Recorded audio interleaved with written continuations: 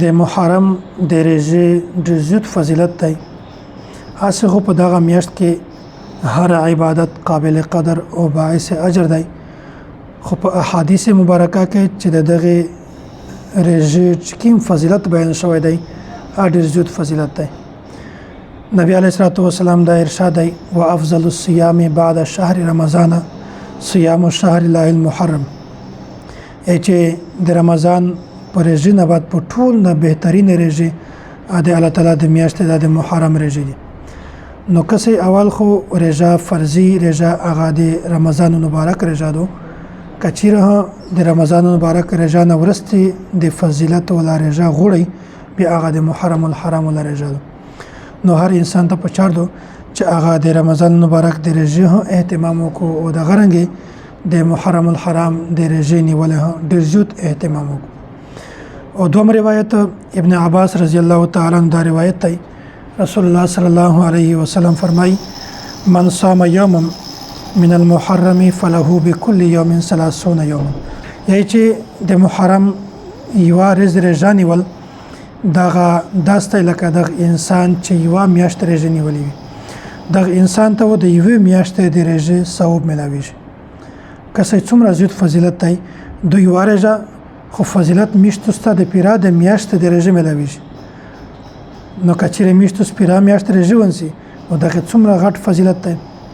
بیا انسان سره وخت نه وي، موقع نه وي، ګرمۍ موسم وي، نیولې مشکل وي، بیا دته پکار ده چې لاس روژه ده ونسي، لاس نشي نیولای 15 ده ونسي، 15 نشي نیولای کم از کم د نم محرم د لسم محرم روژه ده ونسي، یا کنم نشي نیولای لسم ولا سم دغه روژه ده ونسي.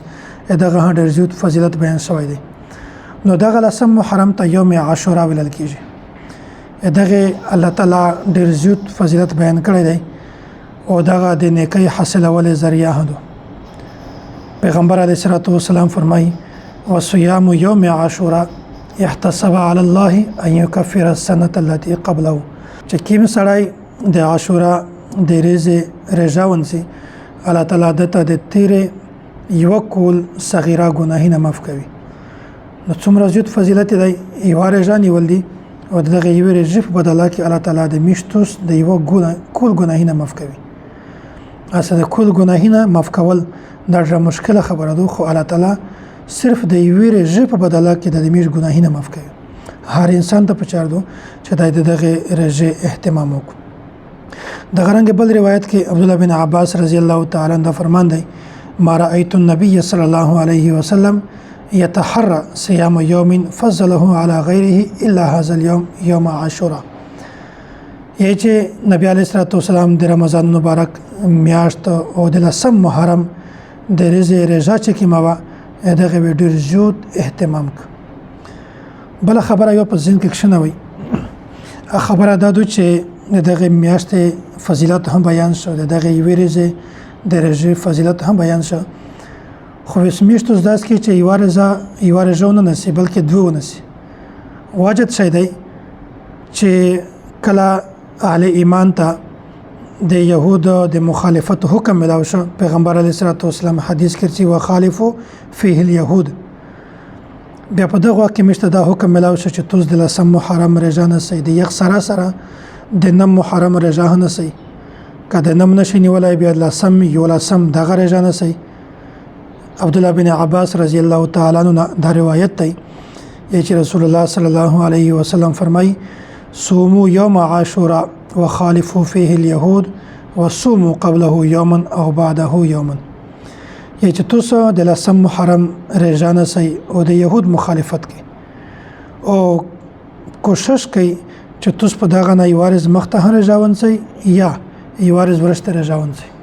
مطلب یې دا دی چې تاسو د لسم محرم روژه خو ونیسئ، خو دغه روژه یهودیانو هم نیوله، نو لهذا د مخالفت د وجې نه پیغمبر علیه الصلاة والسلام دا حکم میشته بیان که چې تاسو ته دغه سره یوه روژه مخکې یا یوه روژه وروسته یا نیم محرم یا د یولسم محرم روژه ونیسئ.